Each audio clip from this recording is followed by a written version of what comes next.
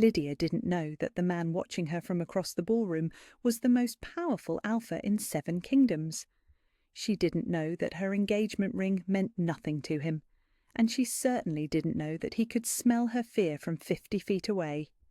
The crystal chandelier cast fractured light across the polished marble floor of the Blackstone estate, and Lydia Hartwell stood frozen at the centre of it all, her hands trembling as she clutched the champagne flute she couldn't bring herself to drink. The engagement celebration swirled around her like a gilded nightmare, every laugh too loud, every smile too sharp, every congratulation feeling like condolences. "Stand straighter!" Lord Roderick Blackstone hissed in her ear, his fingers finding the soft flesh of her upper arm and pinching hard enough to leave marks. "You look like a servant girl who wandered in by mistake."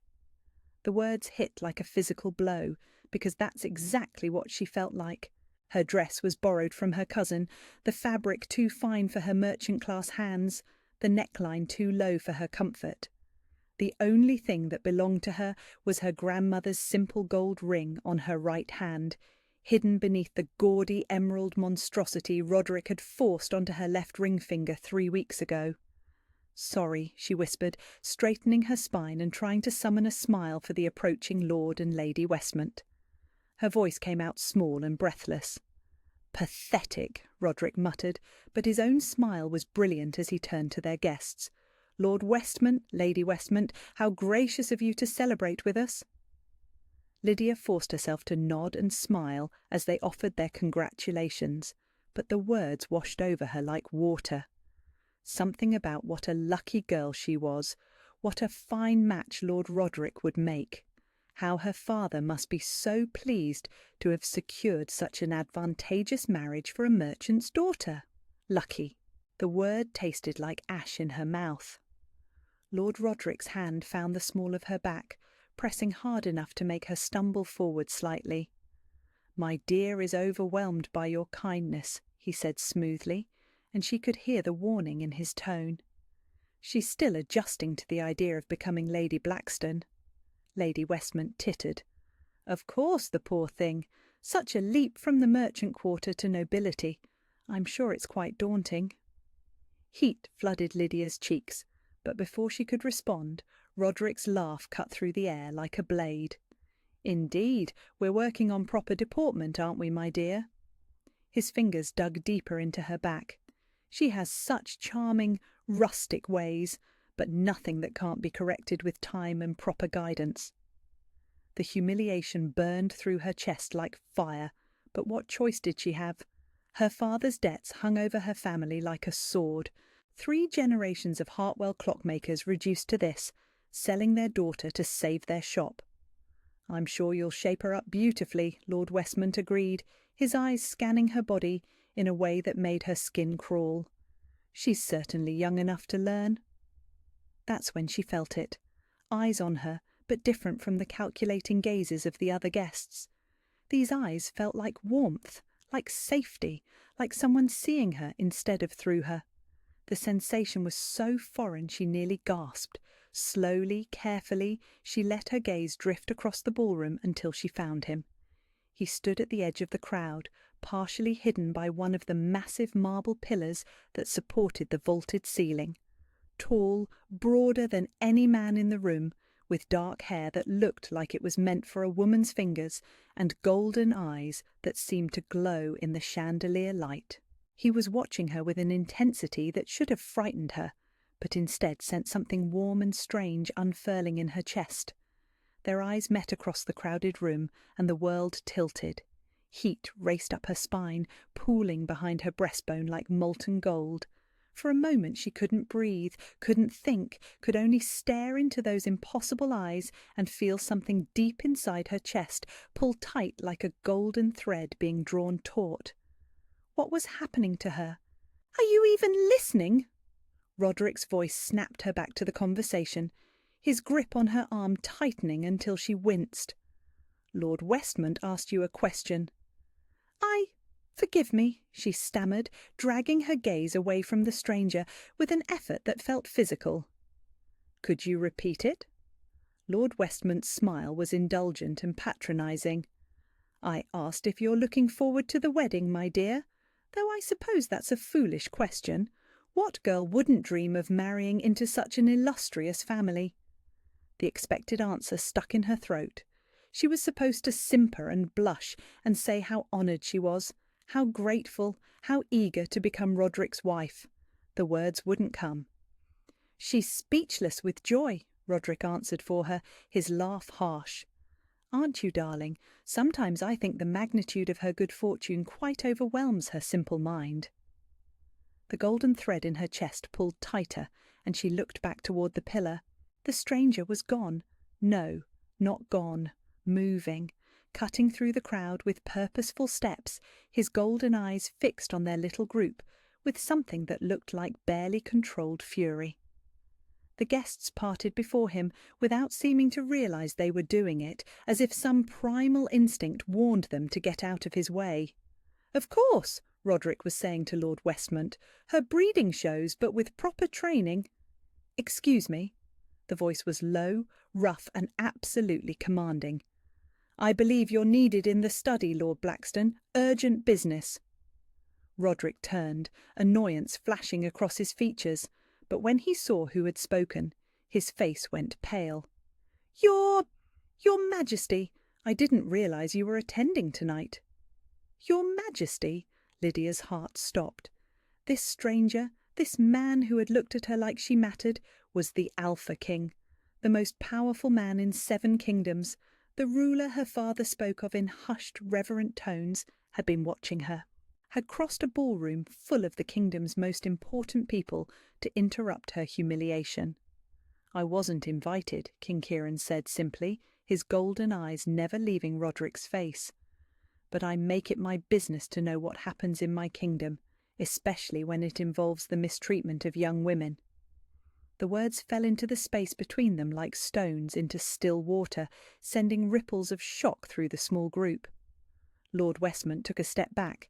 Lady Westmont's fan fluttered nervously, and Roderick's grip on Lydia's arm loosened slightly. "Mistreatment?" Roderick's voice pitched higher. "Your Majesty, I'm afraid there's been some misunderstanding. This is my fiancée, Miss Hartwell. We're celebrating our engagement." "Is that what this is?" The Alpha King's gaze finally shifted to Lydia, and when those golden eyes met hers again, the warmth in her chest flared like a struck match. "Miss Hartwell, are you enjoying your celebration?" The question was gentle, but she could hear the steel underneath it. For the first time in weeks, someone was asking her what she thought, what she felt, what she wanted. She started, then felt Roderick's warning grip return to her arm. The old fear rose in her throat, the desperate need to be small, to be invisible, to not make trouble. It's lovely, Your Majesty." Something flickered in the Alpha King's eyes. Disappointment, maybe, or understanding. "Lovely," he repeated softly. Then his nostrils flared slightly and his expression darkened. "Lord Blackstone, perhaps we should have that private word after all." But before Roderick could respond, the Alpha King stepped closer to Lydia, close enough that she could smell pine forests and winter air, close enough that the warmth radiating from him chased away the chill that had lived in her bones for weeks. "Miss Hartwell," he said, and her name sounded different in his voice. Important. "When this conversation is finished, I would very much like to speak with you." It wasn't a request, it was a promise. And for the first time since this nightmare began, Lydia felt something that might have been hope unfurling in her chest like a golden wing. The silence that followed stretched like a held breath. Lord and Lady Westmont exchanged nervous glances, their earlier confidence evaporating like morning mist. Other guests began to notice the tension, conversations faltering as curious eyes turned toward their small group. Roderick's hand tightened on Lydia's arm until she had to bite her lip to keep from crying out. "Your Majesty," he said, his voice steady despite the sheen of sweat forming on his brow. "I'm sure whatever concerns you have can be addressed, but tonight is meant for celebration. Perhaps we could address them now." The Alpha King's voice carried the kind of quiet authority that made grown men step back. Miss Hartwell appears to be in some discomfort. He was looking directly at Roderick's hand, where it gripped her arm, and Lydia realised with a start that he could see the white pressure marks around Roderick's fingers, could probably smell her fear, her pain, her desperation. The thought should have mortified her, but instead it felt like someone finally seeing her distress signal. "She's perfectly fine," Roderick said quickly, loosening his grip but not releasing her. "Aren't you, my dear, just overwhelmed by the honour of your Majesty's attention?" The lie sat bitter on her tongue, but before she could force out another practised response, the Alpha King stepped closer. Close enough that she could see the flecks of amber and gold in his eyes, close enough that the scent of pine and winter storms wrapped around her like a warm cloak. "Miss Hartwell," he said softly, "I asked if you were enjoying your celebration. Would you like to try answering for yourself this time?" The question hit her like a physical force. When was the last time anyone had asked her opinion? When had anyone cared what she thought, what she felt, what she wanted? The golden warmth in her chest pulled tighter, and she found herself looking into those incredible eyes with something that felt dangerously close to trust. She started, then stopped. Roderick's grip had tightened again, a clear warning. Around them she could feel the weight of watching eyes, the whispered speculation of the kingdom's elite. Her father's debts hung over her head like a sword. Her family's future depended on this marriage. But the Alpha King was still watching her, patient and steady, as if he had all the time in the world for her answer. "No," she whispered, the word barely audible. "No, I'm not enjoying it." The admission felt like jumping off a cliff. Roderick's face went white, then red. "She doesn't know what she's saying, Your Majesty. Wedding nerves, you understand. All brides get emotional." "Do they?" The Alpha King's attention shifted to Roderick, and the temperature in the room seemed to drop several degrees. "Tell me, Lord Blackstone, how exactly did this engagement come about?" "It was arranged by her father," Roderick said quickly. "A business arrangement, perfectly legal and proper. Her family owes a considerable debt to mine, and this marriage settles the matter advantageously for everyone involved." "Everyone?" The Alpha King raised an eyebrow. "And what does Miss Hartwell gain from this arrangement?" "Security," Roderick replied, his voice growing more confident. "Position, marriage to a lord instead of life as a merchant's daughter. She should be grateful." "Should she?" The words were spoken quietly, but they cut through Roderick's bluster like a blade. "Grateful for what? Exactly. For being sold like property? For standing here shaking with fear at her own engagement party?" The ballroom had gone almost completely quiet now, conversations dying as more guests turned to watch the exchange. Lydia could feel dozens of eyes on her, but somehow the only ones that mattered were the golden ones fixed on her face with such gentle intensity. "Miss Hartwell," the Alpha King said, and again her name sounded different in his voice. "Did you choose this engagement?" The question hung in the air like a challenge. Around them she could hear the rustle of silk, the clink of crystal, the whispered speculation of people who treated her life like entertainment. But in the space between herself and this impossible man there was only truth. "No," she said louder this time. "I didn't choose this." Roderick made a sound of frustrated anger. "Her choice is irrelevant. The contract is signed, the arrangements made. She's mine now, Your Majesty, legally and properly acquired." Something dangerous flickered in the Alpha King's eyes. "Acquired," he repeated softly. Interesting choice of words. Then he stepped forward, closing the distance between himself and Roderick until they were nearly nose to nose. The difference was startling. Where Roderick was soft and pampered, the Alpha King was all lean muscle and barely contained power. Where Roderick smelled of expensive cologne and wine, the Alpha King carried the scent of wild places and untamed strength. "Show me your mark," the Alpha King said quietly. Roderick blinked. I beg your pardon? Your mark.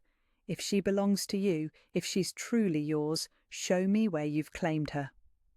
The Alpha King's voice was still soft, but it carried an edge that made several nearby guests take involuntary steps backward. "Show me the mating bite that makes her your possession." Lydia's breath caught. She knew about mating bites, of course. Every woman in the kingdom knew that when an alpha truly claimed his mate, he marked her throat for all to see. It was the ultimate symbol of belonging, of protection, of chosen love. Roderick's face went pale. We haven't, the wedding night." "Ah." The Alpha King nodded slowly. "So you have no claim on her at all? No mark, no bond, no willing acceptance of your suit, just a piece of paper signed by someone who isn't her. The law? I am the law." The words rang with absolute authority, and Lydia felt something in her chest respond to the sound, some primal recognition of true power wielded with purpose. "And under my law, no woman may be given in marriage without her free consent." The gasps that rippled through the crowd were audible now, but the Alpha King ignored them completely. Instead, he turned back to Lydia, and when he spoke, his voice was gentle again. "Miss Hartwell, I'm going to ask you one more time, and I want you to answer honestly, regardless of debts or contracts or family obligations." He paused, and she could feel the weight of his attention like sunlight. "Do you wish to marry Lord Blackstone?" Her heart hammered against her ribs.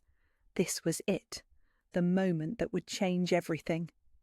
She could feel Roderick's fury radiating beside her, could practically hear her father's voice warning her about the consequences of defying powerful men. But she could also feel the golden thread in her chest pulling her toward this impossible man who smelled like freedom and looked at her like she mattered. "No," she said, her voice stronger now. "I don't want to marry him. I never did." The Alpha King smiled then, and it transformed his entire face. "Good." Then he reached down, his fingers gentle as they found her left hand, and slowly, deliberately slid the gaudy emerald engagement ring off her finger. The ring hit the marble floor with a crystalline chime that echoed through the silent ballroom like the tolling of a bell. Lydia stared down at it, this symbol of her captivity, now lying broken into 3 pieces on the polished stone. "No!" Roderick lunged forward, but the Alpha King caught his wrist in a grip that made the smaller man wince. "You can't do this. The debt, the contract, her father agreed?"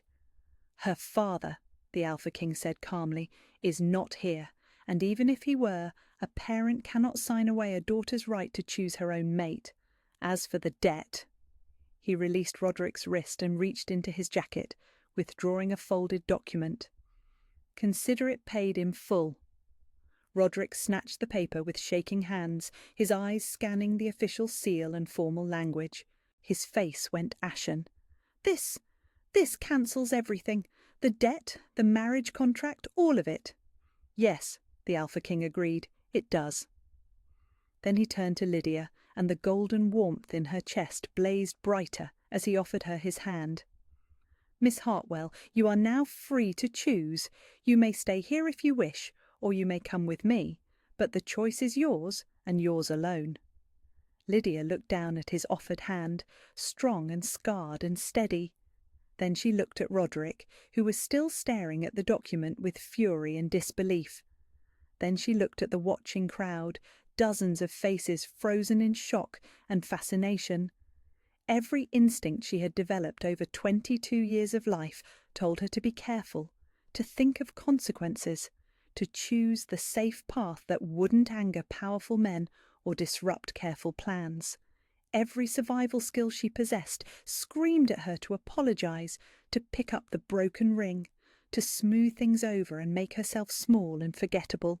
But the golden thread in her chest pulled tight, and when she looked into the Alpha King's eyes, she saw something she had never seen before in a man's gaze: respect for her choice, whatever it might be. She took his hand. His fingers closed around hers, warm and sure, and the bond that had been singing softly in her chest suddenly blazed to life like a struck match. Safe. The word whispered through her mind as he drew her closer to his side. Safe and chosen and finally free. "Your Majesty," Roderick's voice was shaking with rage, "this is an outrage. You cannot simply steal another man's property. She was never your property." The Alpha King's voice cut across Roderick's protests like ice. "And if I hear you refer to any woman as property again, you'll find yourself explaining your views to me personally in my dungeons." The threat hung in the air, and Roderick took an involuntary step backward. Then the Alpha King turned to address the staring crowd, his voice carrying easily across the silent ballroom. "Lord Blackstone's engagement celebration is concluded. I suggest you all find other entertainment for the evening." The dismissal was absolute, and guests began to move toward the exits with the hurried efficiency of people who knew better than to linger where they weren't wanted. But Lydia barely noticed them leaving. She was too focused on the feeling of her hand in the Alpha King's, on the impossible warmth spreading through her chest, on the way he stood beside her like a shield against the world. "Come," he said softly, meant only for her ears. "Let's get you somewhere safe." And as he led her through the parting crowd, past the shocked faces and whispered speculation, past Roderick's impotent fury and the scattered pieces of her broken engagement ring, Lydia felt something she hadn't experienced in months. Hope. The carriage ride passed in a blur of golden lamplight and cobblestone streets, the Alpha King's presence beside her both comforting and overwhelming.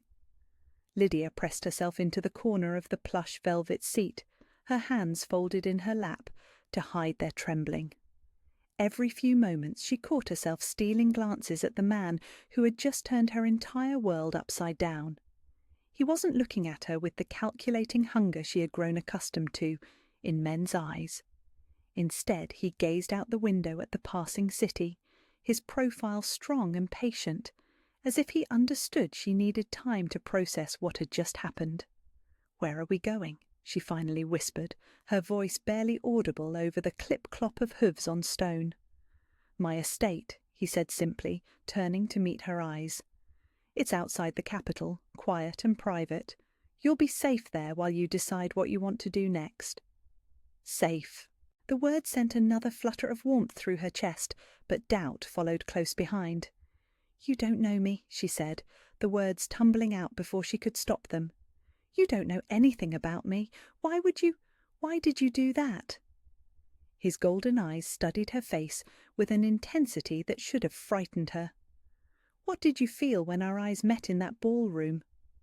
The question caught her off guard. Heat flooded her cheeks as she remembered the strange pull, the golden warmth that had unfurled in her chest like sunlight. "I don't understand." "Yes, you do." His voice was gentle but certain.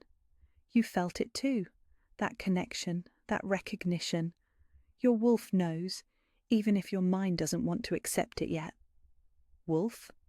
Lydia's breath caught. She had always known she carried wolf blood. Most people in the kingdom did, even if they couldn't shift. But no one had ever suggested her wolf was aware, active, responding to anything. "I'm not a shifter," she said quickly. "My family, we're just merchants. Normal people." "Normal," he repeated, and something that might have been amusement flickered in his eyes. "Miss Hartwell, there is nothing normal about the way your scent changes when you're afraid, or the way your wolf responds to mine, or the fact that you've been calling to me in dreams for the past 3 months." "What?" The word came out as barely a whisper. He leaned forward slightly, and she caught that intoxicating scent of pine forests and winter storms. "Every night for 3 months I've dreamed of golden hair and frightened blue eyes, a woman calling for help, trapped somewhere I couldn't reach. I've searched every corner of my kingdom looking for you." The admission hit her like a physical blow. She had been having strange dreams too, dreams of safety, of strong arms and golden eyes, of someone searching for her through endless corridors, dreams that left her aching with longing for something she couldn't name. "That's impossible," she breathed. Is it? He settled back against the seat, but his gaze never left her face. What's impossible is that I walked into that ballroom tonight without an invitation, drawn by instincts I couldn't explain, and found you exactly where my dreams said you would be, scared, trapped, and calling for rescue. The carriage began to slow, and Lydia realised they had left the city behind. Through the window she could see rolling hills dotted with ancient oaks, their branches silver in the moonlight. In the distance, warm light glowed from the windows of a sprawling stone manor that looked nothing like the cold, imposing palace she'd expected. "This is your home?" she asked, surprised by how welcoming it appeared. "One of them," he said, "the one I actually live in when I don't have to play king for the court. I thought you might prefer it to the palace." The carriage drew to a stop, and he stepped out first, then turned to offer her his hand. The moment her fingers touched his, that golden warmth flared again, stronger now, settling deep behind her breastbone like a second heartbeat. He noticed her reaction. She was certain of it, but he didn't comment. Instead, he led her up the stone steps to heavy oak doors that opened before they reached them. A middle-aged woman with kind eyes and greying hair stood in the doorway, her face creased with concern. "Your Majesty," she said. Then her gaze shifted to Lydia. "Oh, you poor dear. You look half frozen. Come in, come in." "Mrs. Hartwell," the Alpha King said, and Lydia started at hearing her name. "This is Elena. She runs the household and makes the best tea in 7 kingdoms. Elena, Miss Hartwell will be staying with us for a while." Elena's smile was warm and maternal. "Of course, Your Majesty. Miss, let's get you settled by the fire with something warm to drink. You've had quite an evening, haven't you?" Before Lydia could respond, she found herself being gently bustled into a cosy sitting room dominated by a massive stone fireplace where flames crackled merrily. The walls were lined with books, and comfortable chairs upholstered in deep jewel tones were arranged in intimate groupings. It was nothing like the formal, intimidating rooms she had expected in a royal residence. "Sit," the Alpha King said gently, guiding her to a chair close to the fire. "You're shaking." She was. The events of the evening were catching up with her. The humiliation, the fear, the impossible rescue, the revelation about dreams and wolves and bonds she didn't understand. Her hands trembled as she reached up to touch her throat, where her grandmother's ring hung on a simple chain beneath her dress. He noticed the gesture. "What is it?" "Nothing," she said quickly, then caught herself. He had asked her to be honest, had given her choices when no one else would. "My grandmother's ring, the only thing that's really mine." "May I see it?" The request was so gentle, so respectful, that she found herself reaching behind her neck to unclasp the chain. The simple gold band slid into her palm, warm from resting against her skin, and she held it out to him. He examined it carefully, his large hands impossibly gentle as he turned it in the firelight. "It's beautiful, old magic in the gold, protection spells. She loved you very much." "How can you tell?" "The magic recognizes love. It's woven into the metal itself." He handed it back to her, and their fingers brushed as she took it. The contact sent heat shooting up her arm. "She would be proud of what you did tonight." "What I did?" Lydia laughed, but there was no humour in it. "I ruined everything. My father's debt, my family's future." "You chose yourself," he said firmly. "For perhaps the first time in your life, you chose what you wanted instead of what others expected of you. That takes courage." Elena returned them with a tea service, the delicate porcelain cups steaming with fragrant chamomile and honey. The Alpha King, she realised she still didn't know his actual name, poured for her himself, his movements graceful and sure. "Thank you," she whispered, wrapping her hands around the warm cup. The heat seeped into her fingers, chasing away the chill that seemed to have settled in her bones weeks ago. They sat in comfortable silence for a few minutes, the only sounds the crackling of the fire and the gentle tick of a clock on the mantel. It was the first peace Lydia had known in months, and she found herself beginning to relax despite everything. "What's your name?" she asked suddenly. "I mean, I know you're the Alpha King, but—" "Kieran," he said with a slight smile. "Just Kieran, when we're here." "Kieran." She tested the name, liked the way it felt on her tongue. "I'm Lydia." "I know." His smile widened. "It's a beautiful name. It suits you." Heat flooded her cheeks again, and she ducked her head, focusing on her tea. "I don't understand any of this. The dreams, the connection you talk about, what happened tonight. Men like you don't notice women like me. What kind of woman do you think you are?" The question made her look up, and she found him watching her with that same gentle intensity. "Nobody," she said honestly. "A merchant's daughter with no dowry, no connections, no beauty to speak of. The kind of woman who gets sold to pay debts." Something flickered in his golden eyes, something that looked like pain. "Is that really what you see when you look at yourself?" "It's what everyone sees." "Not everyone." He leaned forward, elbows on his knees, closing the distance between them. "Would you like to know what I see?" She shouldn't want to know. Compliments were just words, and words could be lies. But something in his voice, in the way he looked at her like she was precious, made her nod. "I see a woman who survived months of cruelty without losing her kindness, who stood up in a room full of people who could destroy her and chose truth over safety, who wears her grandmother's ring like armour because it reminds her that she was loved." His voice dropped to a whisper. "I see my mate." The word hit her like lightning. Mate. Not wife, not possession, but mate. Equal. Chosen. Cherished.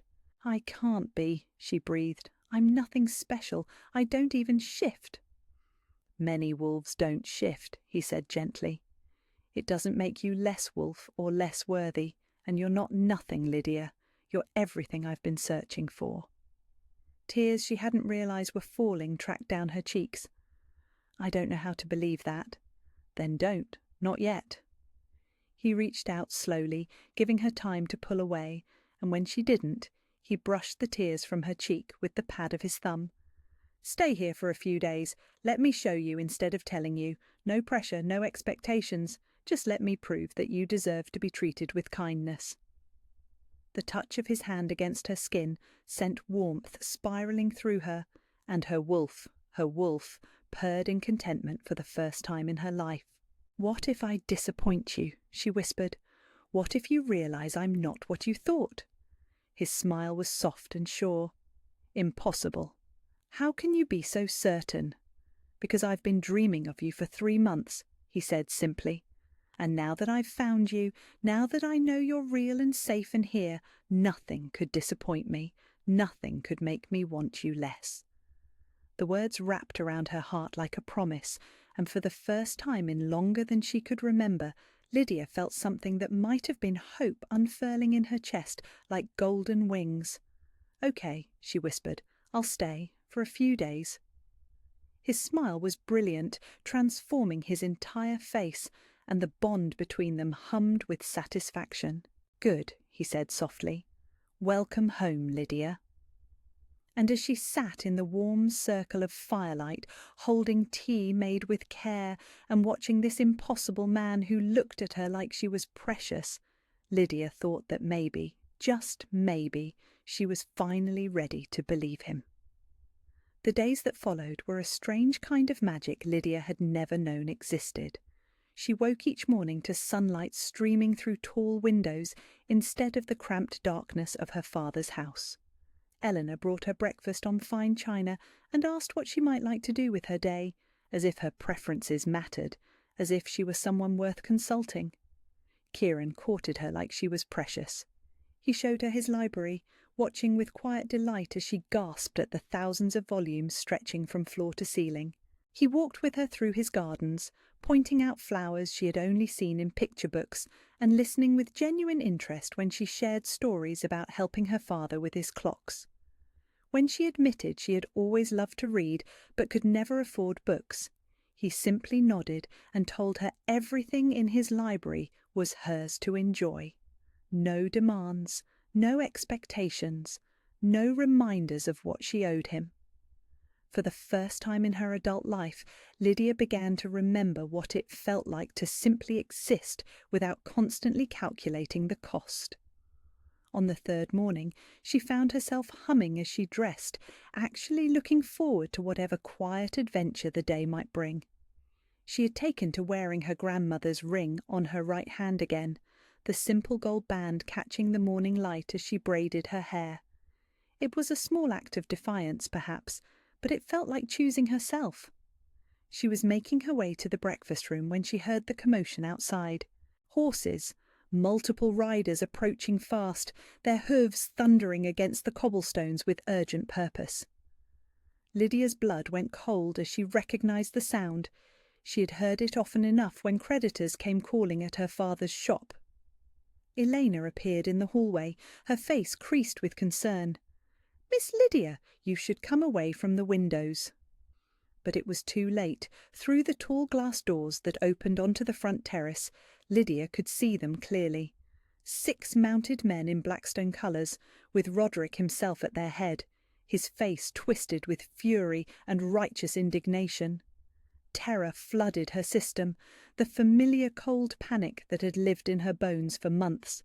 This was what she had been waiting for, without realising it. The moment when the dream would end and reality would come crashing back down. "Where is he?" Roderick's voice carried clearly through the glass as he dismounted. "Where's His Majesty? I have legal documents that need to be addressed immediately." Elena stepped protectively in front of Lydia. "His Majesty rode out early this morning to survey the northern borders. He won't return until evening." The words hit Lydia like a physical blow. Kieran was gone. She was alone, unprotected, with only an elderly housekeeper standing between her and the man who still believed he owned her. "Perfect," Roderick said, his smile sharp and predatory. "Then I'll collect my property and be gone before he returns. Miss Hartwell." His voice rose to a shout. "Come out here, we're going home." "You have no business here, my lord," Elena called through the glass, her voice steady despite the trembling in her hands. "Miss Hartwell is under His Majesty's protection." "Protection?" Roderick laughed, the sound cruel and familiar. "From what? A legal engagement contract? A debt legally owed and properly secured? His Majesty may have been temporarily swayed by a pretty face, but the law is the law." He withdrew a rolled parchment from his coat, waving it in the air.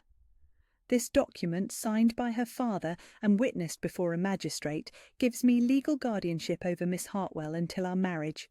She comes with me now, or I'll have her father arrested for debt evasion and theft." The words landed like hammer blows. Legal guardianship. She had never known about that clause, had never seen the full contract her father had signed. Roderick could legally drag her away, could claim she was stolen property, could destroy her family in the process. "No," she whispered, but even she could hear how weak the protest sounded. "Oh, yes," Roderick said, hearing her through the glass.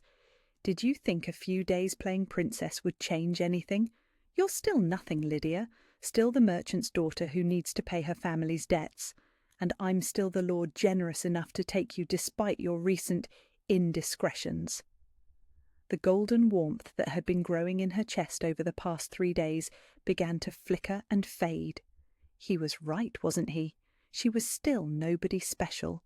Still the same frightened girl whose value was measured in coins and contracts. Kieran had been kind to her, but kindness wasn't the same as commitment. He was a king, and she was still just a clockmaker's daughter with nothing to offer.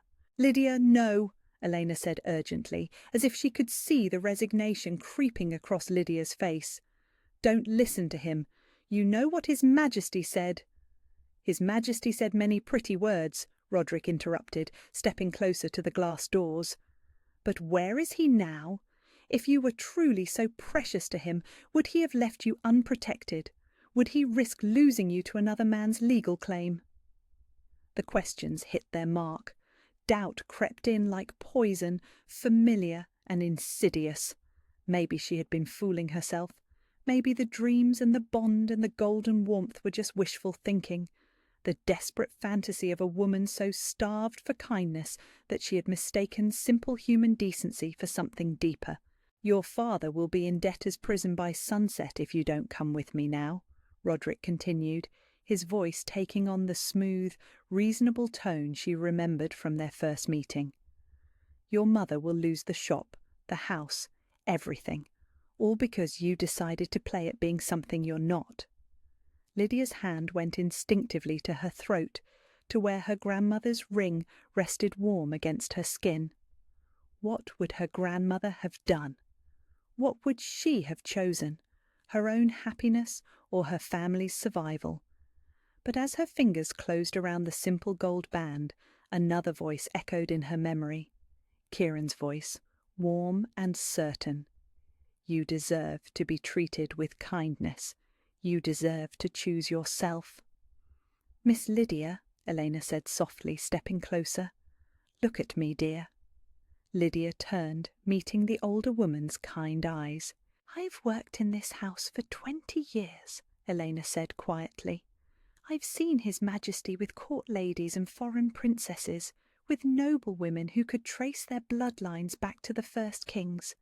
Not once have I seen him look at any of them the way he looks at you." Her voice dropped to a whisper. "Not once have I seen him pace the floors at night because he was afraid someone might hurt them. He's been half mad with worry about your safety since the moment he brought you here."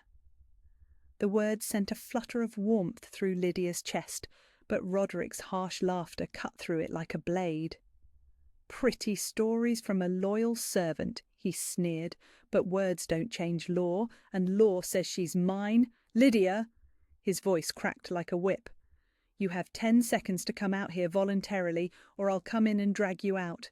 Either way, you're leaving with me." Terror and doubt warred in Lydia's chest. She could see the truth of his threat in his eyes, could imagine the violence he was barely holding in check. Her family's future hung in the balance, and Kieran wasn't here to protect her, wasn't here to slide rings off her finger and speak about choice and worth. She took a step toward the door.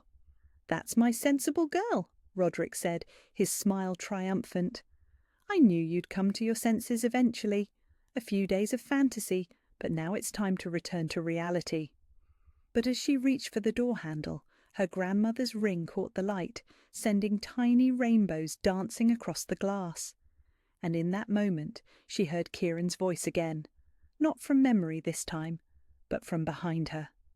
"I think you have that backwards, Lord Blackstone."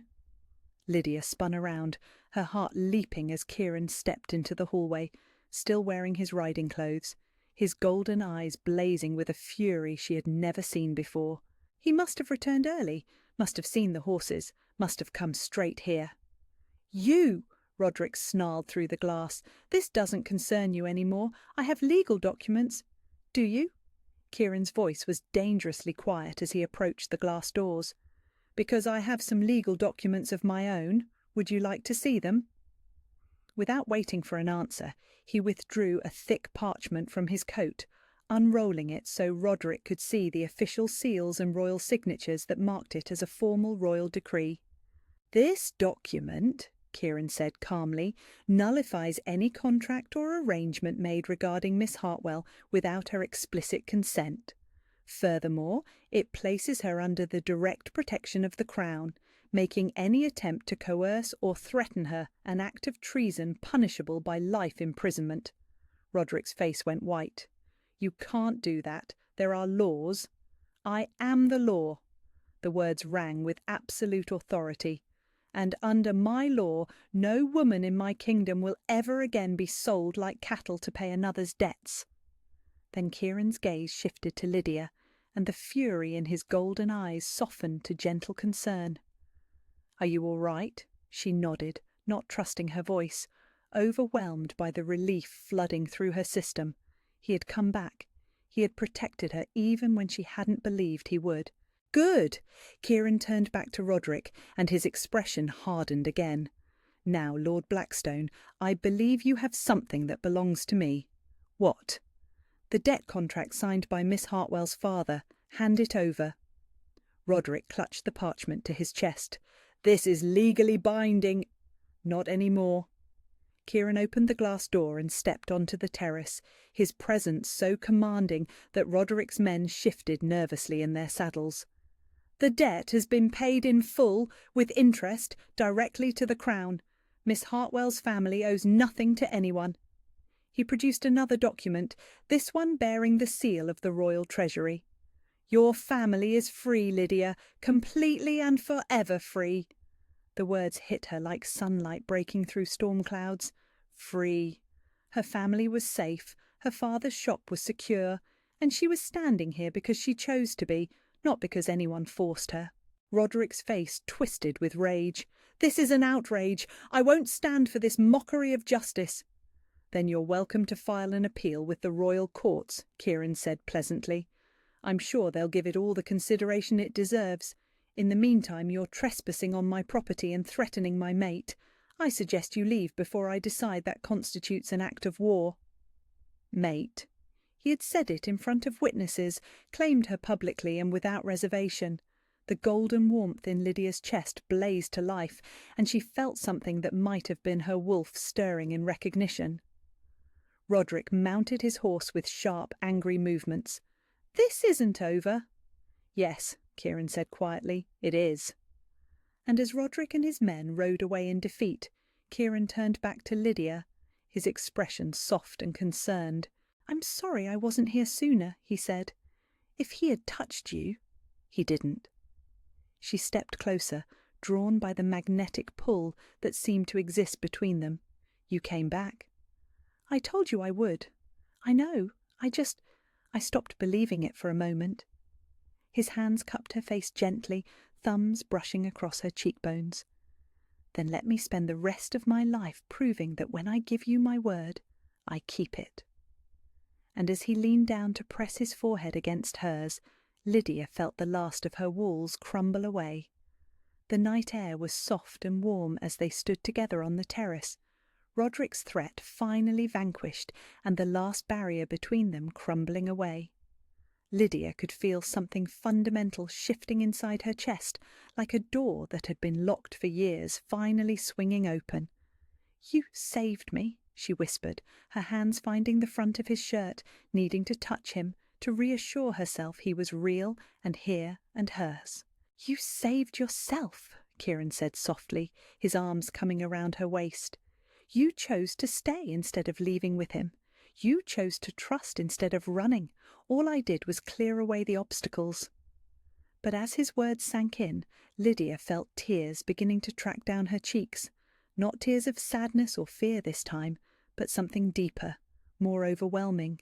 Relief, gratitude, the crushing weight of finally being protected instead of traded away.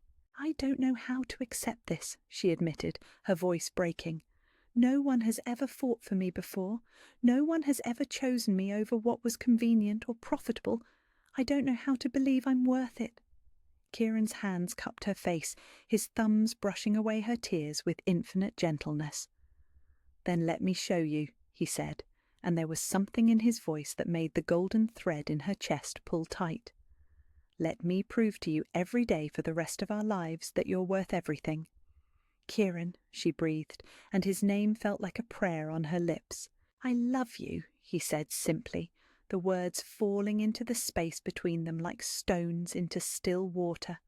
"I loved you before I knew your name, loved you through months of dreams where I searched for you but could never find you.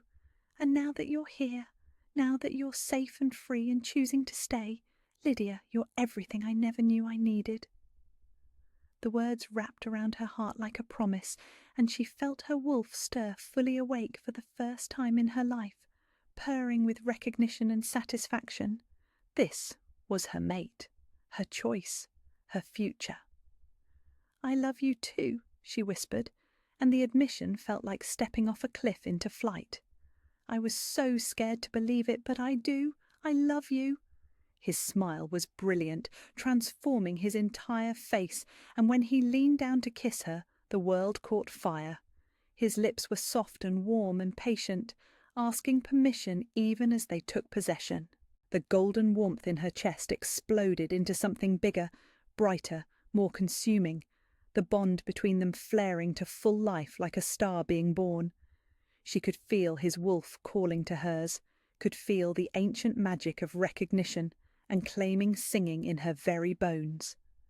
When they finally broke apart, both breathing hard, Kieran rested his forehead against hers. "Will you accept me?" he asked quietly. "Will you be my mate, my queen, my equal in all things?" The question hung in the air between them, weighted with the significance of choice freely given. Not an arrangement or a contract or a debt to be paid, but a decision made from love and trust, and the certain knowledge that she was precious to him. "Yes," she said, and the word felt like coming home. "Yes, I choose you. I accept you. I want to be yours as much as you're mine." The claiming ritual was gentle and reverent, nothing like the brutal possession she had feared when Roderick spoke of their wedding night. Kieran bared his throat to her first, offering his vulnerability as a gift, trusting her with the most intimate act a wolf could perform. When her teeth found the spot where neck met shoulder, the bond snapped into place with an intensity that stole her breath. "Mine," her wolf sang in satisfaction, and she could feel his wolf responding in kind. Then it was her turn, tilting her head to bare her throat to him, every instinct screaming that this was right, this was meant to be, this was the completion she had been searching for all her life. His bite was careful and sure, sending pleasure pain racing through her system and marking her as his for all the world to see. The bond settled between them like liquid gold, warm and permanent and absolutely right. She could feel his emotions now, love and satisfaction and fierce protectiveness, but also something gentler, tenderness, wonder, the overwhelming gratitude of a man who had found his missing half. "Mine," he murmured against her throat, and the word sent shivers through her entire body. "Yours," she agreed, and felt his arms tighten around her in response.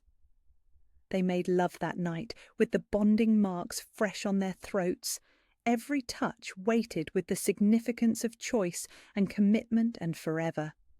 He worshipped her body like she was sacred, patient and thorough and devastatingly gentle, until she forgot every cruel word Roderick had ever spoken about her worth. Later, as they lay tangled together in his bed, moonlight streaming through tall windows and the bond humming contentedly between them, Kieran traced patterns on her bare shoulder with gentle fingers. "There's something I need to tell you," he said softly. Lydia tensed slightly. "What?" "A formal mating ceremony in front of the court, with all the nobles and foreign dignitaries in attendance." His hand stilled on her shoulder. "I know public attention makes you uncomfortable, but as my queen—" "Queen?" The word came out as a squeak. Kieran chuckled, the sound rumbling through his chest where her head rested. "Did you think I would make you my mate but not my queen? Lydia, you're my equal in all things, my partner, my co-ruler, the other half of my soul. Of course you'll be queen." The magnitude of it hit her like a wave. Queen. Not just mate to the Alpha King, but queen in her own right, with power and responsibility and the ability to make real change in the kingdom. "I don't know how to be a queen," she admitted. "Neither did I know how to be a king when I inherited the crown," he said gently. "We'll learn together. And Lydia?" His voice grew serious. "I've seen how you respond to cruelty and injustice. I've watched you choose kindness even when the world was cruel to you. You're going to be an extraordinary queen." She was quiet for a long moment, absorbing the reality of her new life. Then, "When?" "The ceremony? Next month, if you're ready. I've already sent word to the neighbouring kingdoms. They'll want to meet the woman who captured the heart of the Alpha King. Next month, 4 weeks to prepare for the most public day of her life, to stand before hundreds of people and claim her place as queen. The old Lydia would have been terrified. But as the bond hummed steadily in her chest and Kieran's arms held her safe, she found she wasn't afraid any more. "Will Roderick be there?" she asked. "He wouldn't dare show his face," Kieran said firmly, "and even if he did, what could he do? You'll be standing before the entire kingdom, marked as my mate, crowned as my queen. No one will ever question your worth or your place again." The day of the ceremony dawned bright and clear, the autumn air crisp with the promise of winter. Lydia stood before her mirror in the Queen's chambers, her chambers now, wearing a gown of deep sapphire silk that brought out the blue in her eyes. Her grandmother's ring rested on her right hand alongside the intricate golden wedding band Kieran had commissioned specially for her, and the bonding mark on her throat had healed into a beautiful silvered scar that caught the light. She looked like a queen. More importantly, she felt like one. The great cathedral was packed with nobility from 7 kingdoms, the stone walls echoing with whispered conversations and the rustle of silk and velvet. As she walked down the aisle on Kieran's arm, Lydia could feel every eye on her, but instead of the old familiar fear, she felt only pride. This was her choice, her future, her love. But as they reached the altar, a commotion at the back of the cathedral made everyone turn. Roderick stood in the great doorway, flanked by 2 guards, his face twisted with desperate fury. "Stop!" he called out, his voice echoing off the stone walls. "This woman was stolen from me. She was promised to me by legal contract, taken against her will." "Lord Blackstone," Kieran's voice cut through the protests like a blade, calm and absolutely authoritative. "You are interrupting a royal ceremony. State your business quickly or be removed." "My business?" Roderick pushed forward despite the guard's attempts to restrain him. "My business is that this woman belongs to me. She was given to me by her father, promised as payment for debts owed. You had no right to steal her." "That's enough." The voice that rang out across the cathedral wasn't Kieran's. It was Lydia's, clear and strong and absolutely certain. She stepped forward, away from Kieran's protective presence, and faced Roderick directly. "You're wrong, Lord Blackstone, on every count." The cathedral fell silent, hundreds of witnesses watching as she stood tall and proud before the man who had once made her cower. "I was never yours to be stolen," she continued, her voice carrying easily to every corner of the vast space. "I am not property to be traded or given or sold. I am a free woman, making a free choice, and I choose to marry the man I love." "You were promised." "I promised nothing." Her words cut across his protest. "My father, desperate to save his family from ruin, signed a contract without my knowledge or consent. That contract has been declared null and void by royal decree. Your claim on me never existed because I am not a thing to be claimed." She could feel Kieran's pride radiating through their bond, could sense the approval of the watching nobles, but most importantly, she could hear the strength in her own voice, the certainty. "I stand here today not as a merchant's daughter sold to pay debts, but as a woman who chose her own fate," she declared. "I am here because I love the man beside me and he loves me, because we are mates in the truest sense, equals and partners and companions for life." She turned to address the assembled crowd, her voice growing stronger with each word. "I am Lydia of House Hartwell, soon to be Queen of the 7 Kingdoms, and I claim my place by right of love freely given and choice freely made." The cathedral erupted in applause, and Roderick's protests were lost in the sound. When the guards finally escorted him from the building, his removal seemed almost anticlimactic. He was no longer a threat, no longer even relevant. He was simply a man who had failed to understand that true power came not from contracts and coercion, but from respect and love and choice. The ceremony that followed was beautiful and traditional, with vows spoken in the old language and rings exchanged before hundreds of witnesses.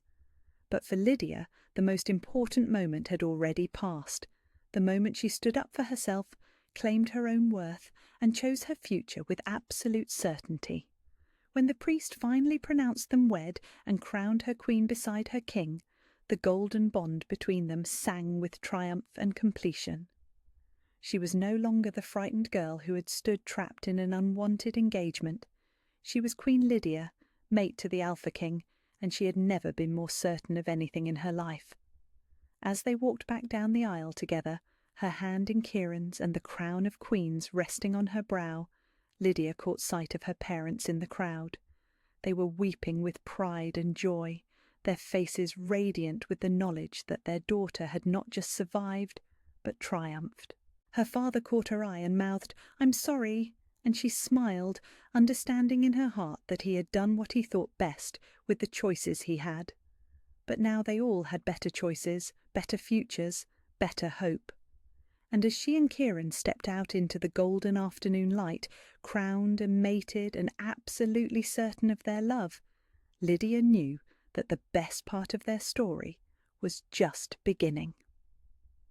6 months later, Queen Lydia stood in her private garden, surrounded by blooming roses and the gentle hum of honeybees, reading beneath the ancient oak tree that had become her favourite retreat.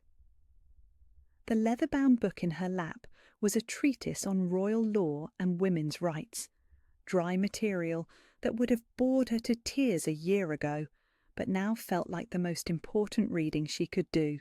The sound of approaching footsteps made her look up, and she smiled as Kieran emerged from the stone pathway, still wearing his council robes but with his sleeves rolled up and his formal crown replaced by the simple circlet he preferred when they were alone. "How did the session go?" she asked, marking her place in the book as he settled beside her on the carved stone bench. "Lord Marchand is still protesting the new marriage consent laws," Kieran said with a tired sigh. "Claims they'll destabilise noble bloodlines and make it impossible to secure advantageous matches." Lydia's smile turned sharp. The marriage consent laws had been her first official act as queen, legislation requiring that both parties freely agree to any marriage contract, with punishments for coercion including imprisonment and loss of titles. Lord Marchand had 3 daughters he'd been planning to trade for political alliances. "Poor man," she said dryly. "However will he manage if he actually has to consider what his daughters want?" Kieran chuckled, leaning back against the oak's massive trunk. "You've made quite a few enemies among the old guard, you know. They're calling you the radical queen behind your back." "Good." Lydia closed the book and set it aside, shifting to face him fully. "Let them call me radical for believing women should choose their own lives. I've received letters from dozens of young women thanking me for giving them a way out of unwanted engagements.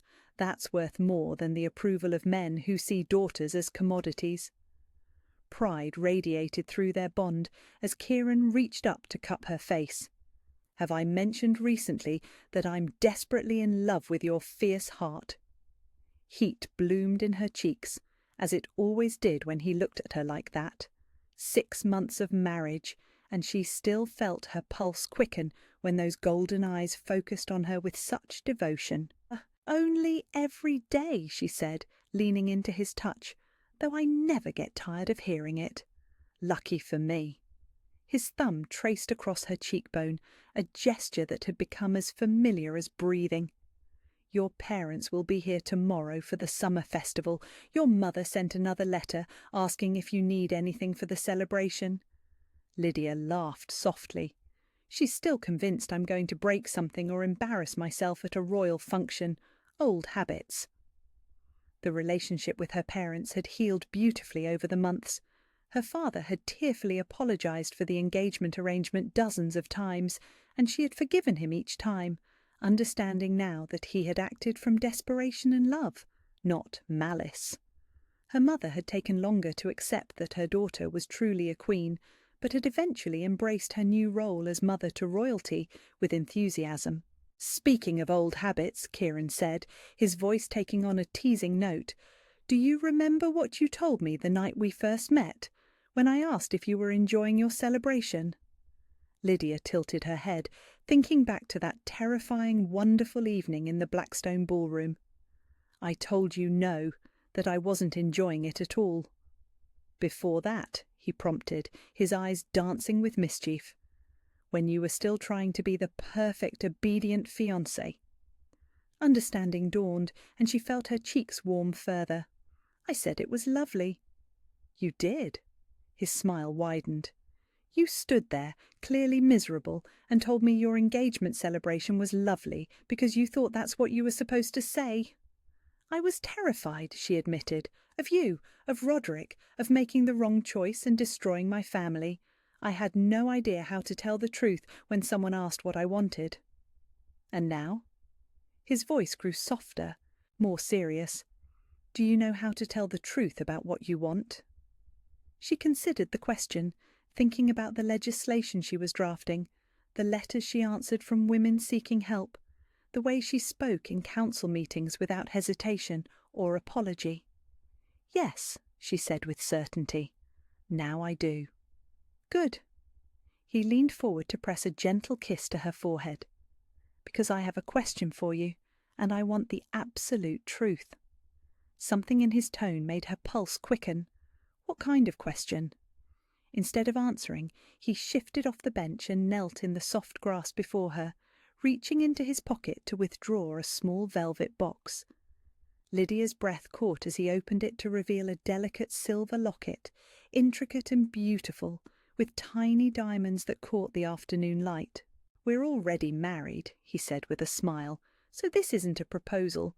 But I realised I never gave you something that was just yours, not a wedding gift or a coronation present, but something chosen purely because it made me think of you. He opened the locket to reveal 2 tiny portraits, one of her parents and one of his, painted in exquisite detail. But it was the inscription inside that made her eyes fill with tears. To my queen, my mate, my choice, and I am yours.